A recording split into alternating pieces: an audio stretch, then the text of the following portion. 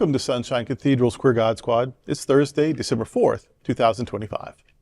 I am Bishop Darrell Watkins, the senior minister of the Sunshine Cathedral. With me today are Bishop Robert Griffin, he's my husband, you know, Reverend Dr. Ann Atwell, and Reverend Kevin Tisdall. We are the Queer God Squad. Visit sunshinecathedral.org to learn more about us. Queer God Squad was created by Hotspots Happening Out to support our mission to explore the value of faith in the LGBTQ community. There is no streaming TV show like this in the entire world. In 2025, we are celebrating the 40th anniversary of Hotspots magazine, with Queer News Tonight sharing over 11,000 stories and 11 million views so far. We are the largest nonprofit LGBTQ media organization in America, and we encourage you to support our mission to inform, entertain, and educate our community and allies. This is the Sunshine Cathedral Perspective. Queer God Squad considers the U.S.'s steep drop in religiosity. An Axios mid-November article titled "Drop in U.S. Religiosity Among Largest in the World" reported on data from the Gallup World Poll, highlighting a profound and rapid decline in the importance of religion in American life. The article's central finding is that the United States is undergoing one of the fastest rates of secularization observed worldwide over the past decade.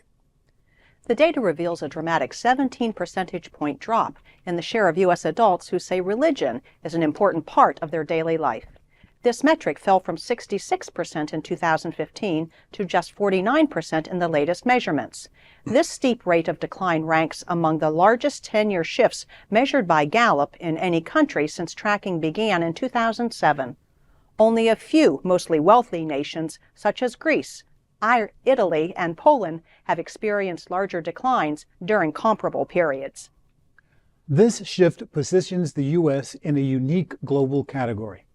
Despite the rapid decline, the U.S. still ranks above the Organization for Economic Cooperation and Development median for religiosity, which hovers around 36%.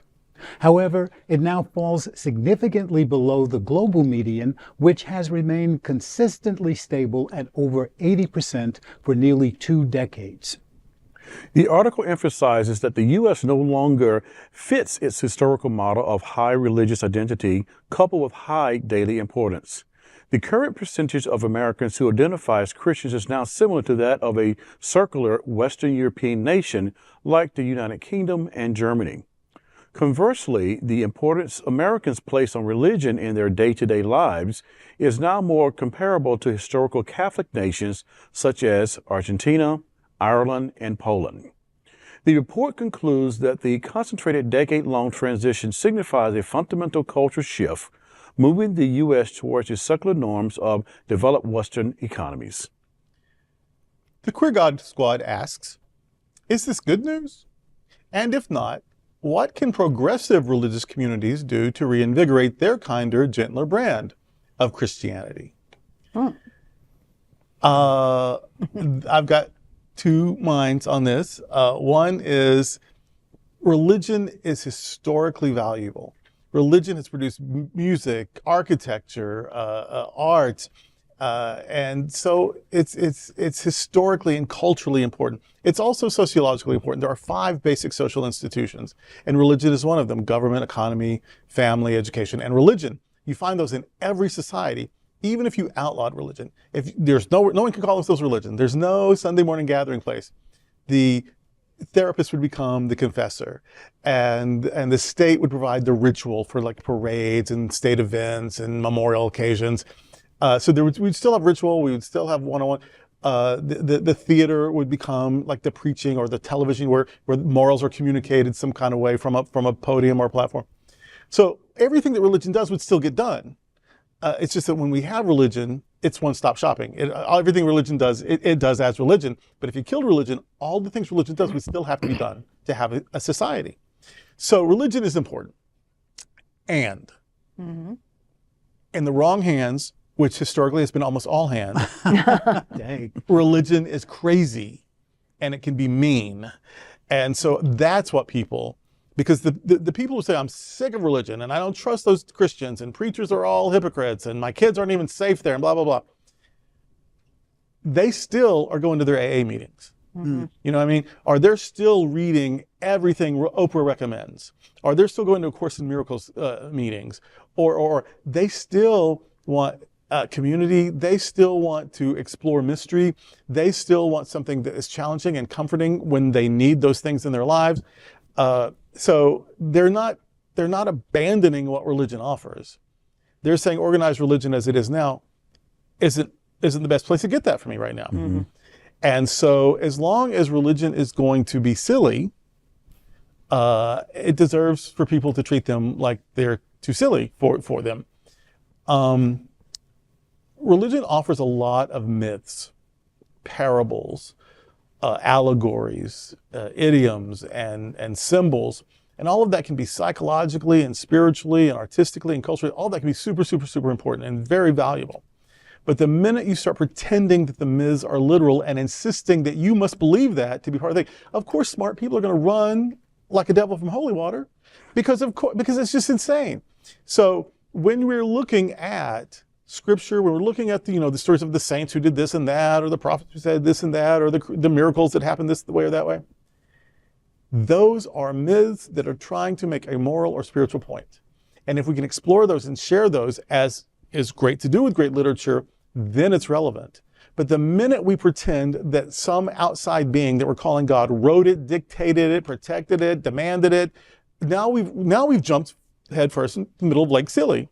And then if we use that to argue against science, now we've gotten out of Lake Silly, shaken off, and jumped into the ocean of crazy. Oh my gosh. And so yes, if we're going to treat people like idiots, or insist they act like idiots to be part of us, be more concerned about the ones who stay. But if we offer something alternative, now maybe not everyone trusts us, maybe people take a long time to check it out, but if we will honor something sane, something intellectually honest, something that allows for a diversity of thought and opinion, that still offers helpful rituals and community and a place to explore spirituality honestly without demanding any sort of conformity, if we'll offer that, then the people who come to that, we can say they're really seeking, and we're so glad we're here to help them with their search.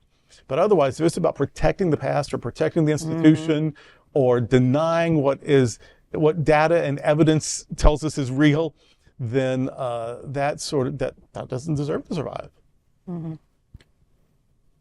I am just trying to come up with a metaphor that sinks in line with some of this, but I think the swimming pool of ridiculousness, or the lake of silly, the lake of silly, the pond of fools. Somebody's on fire running somewhere, right?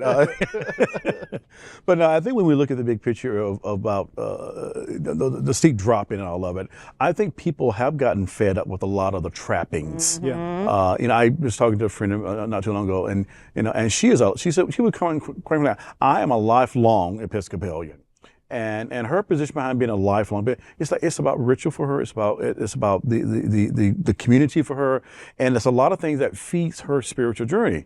And when I think about people who feel like it's a lifelong thing, it's not always things that feed them to sustain them for the journey. They're just in it because that's all they know, and they get comfortable with whatever this is going on. But I think that steep drop also reminds us that we at Sunshine Cathedral have work to do as well. I think I think that we stand the gap to bridge that journey for people who have dropped whatever for whatever reason, and we can be that alternative, reconnecting them with some form of spirituality, not necessarily religiosity, but just a form of spirituality that feeds them and help them to grow.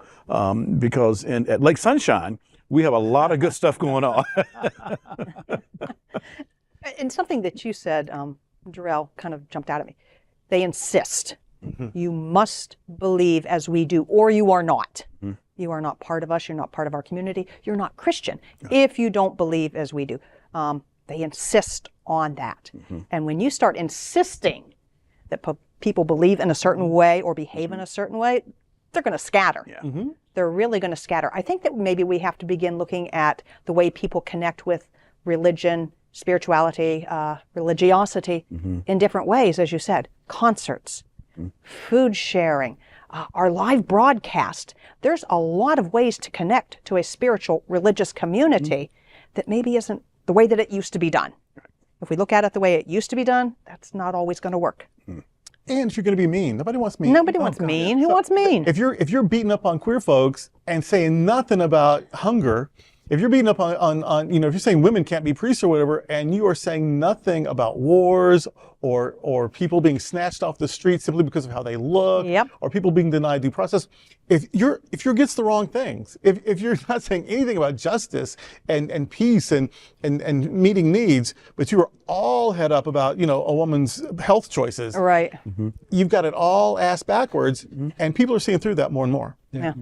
Bishop Durrell mentioned that every single society has certain pillars, and one of them happens to be religion. I remember reading decades ago an article that said that if there were no God that people could feel, think about, or whatever, we would invent that God. And as I'm reading it, I'm saying, well, isn't that what we did? Yeah. Isn't that exactly what we did? So if we're hardwired and if we've invented this whole thing that exists, how do people come at us and say, well, I'm spiritual but not religious? Because it's truthful. They feel something in their hearts and in their souls that causes them to go out and do right without worrying about some dogmatic dictate telling them that if you don't do it in this particular manner, then you're going to this place that nobody's ever been to, or that nobody's ever come back to tell us about, either direction, heaven or hell. Yeah. So I think that it's wonderful that people are spiritual. I think it's wonderful that they're going out and doing the things that need to be done for society. And I think that coming back here to Sunshine Cathedral, that we offer them that opportunity to be themselves, to take a walk and see if that walk that we have is the one that they want. And if it's not, then we welcome them to continue to find their way as long as they continue to help society. Yeah. I was thinking about, I was born in '67, and fast forward 25 years into that livelihood of what I learned as a kid growing up around church spirituality. And then I'm quickly thought, anyone born in the year 2000, from 2000 to now 2025, that's 25 years of a very different mindset. Oh, yeah. Of growing up in a world of what we have changed so much around. Born in the year 2000, those individuals saw a lot of changes, advances in technology, information, how quick things happen, but also the big drop in the nuns. The increase in the nuns, like that. So it's important that we do what we do. Unabashedly, without apology, without shame, to say this is where we are and this is what we do, because that's a big marker for kids who are turning 25 years old today. Yeah, you're right. If you're pining for the bells of St. Mary, I don't know that we'll ever replicate that again. No. And I don't know that we need to. Yeah. So everything that is living is evolving. And so if religion is a living thing, it won't look the same. Yeah. And part of that evolution may be exoduses and reformations and coming back together in a new way or whatever. Right now, just go to YouTube and just search anything spiritual, religious, and you'll see everything from fundamentalism to New Age to documentarians trying to diss religion. You'll see everything you want to know about religion. It's just all out there. And meanwhile, there's 50 people in a storefront saying the same old stuff they've been saying for 116 years. One is showing you how it has evolved, and the other is showing you how why other parts of it aren't as well. So I don't have all the answer what it's going to be, but I know we'll never go back. We'll never have a better past, and we'll never return to the past. Right. So we can only look at what's now and respond to that, and try to lead in some kind of direction. But if we're going to swim upstream, or we're going to insist, first of all, anything you have to insist or demand almost immediately suggests you've got a weak position. But if you trust people to work out their own liberation with fear and healing, their own healing with fear and trembling, their own salvation, and provide a safe place to do that, that's what I'm betting on. Right. Is the future. Is that not that I tell you what you have to think, but that you're in a safe place where you can work out what you think and change your mind after that. Our only parameters, I guess, is you can't hate really anybody. You can't hate Muslims. You can't hate queer folk. You can't say women can't do things. But within that very broad, you can disagree with me about God because neither one of us can prove anything about it. That's right. So work on it. Tell me where you are. Tell me when you change your mind, because that's what all of us are doing. So why not just be honest about it and do it together? Amen. And that's today with the Queer God Squad. Before we go, I want to invite you to check out our Performing Arts series. Here is a taste of what's coming up in December at the Sunshine Cathedral Center for the Performing Arts. On December the 6th, have I ever sounded more Arkansan? December! Anyway, on December the 6th, the Sunshine Cathedral Music Ministry presents its annual holiday concert. It's free, and it's a wonderful way to kick off the holiday season. So tell your friends about it and save the date, December 6th at 7 p.m. at Sunshine Cathedral. The very next night, December 7th, brings Matthew Daron's annual Holiday Fantasia. Always amazing, and this year it will again be co-hosted by Varla Jean Merman. Then on Friday, December 12th, the Gay Men's Chorus of South Florida will be performing. And the very next night, December 13th, the Girls Choir of South Florida will be giving their holiday concert. And the night after that, December 14th, it will be Broward Women's Chorale's turn to bring holiday joy in music. On Friday, December 19th, we'll be charmed by Treble in Paradise. Their concert is titled Treble and Tidings, an a cappella holiday. And on Saturday, December 20th, Anthony Nuzade will be performing with a community choir. In addition to these amazing performances, all of which can offer an add-on Cathedral Pub experience for purchase, allow me to invite you to Sunshine Cathedral's Christmas Eve services at 7 p.m. or 9 p.m. December 24th. Please like and share this episode on your social media and look for Sunshine Cathedral on Facebook or Instagram. You can also like our individual pages on Facebook. Remember to visit sunshinecathedral.org frequently. There you will find Bishop Talk, where Bishop Durrell and I interview queer religious leaders and activists and scholars. Thank you for joining the Queer God Squad today. We are here daily at 3 p.m. to have some fun and to discuss what our LGBTQ community is talking about. Sunshine Cathedral is the world's leading progressive queer church. Progressive, queer, and God are words that naturally should go together. Remember that we are all in this together. And also remember, you are God's miracle, not God's mistake. Until next time, we are the Queer God Squad.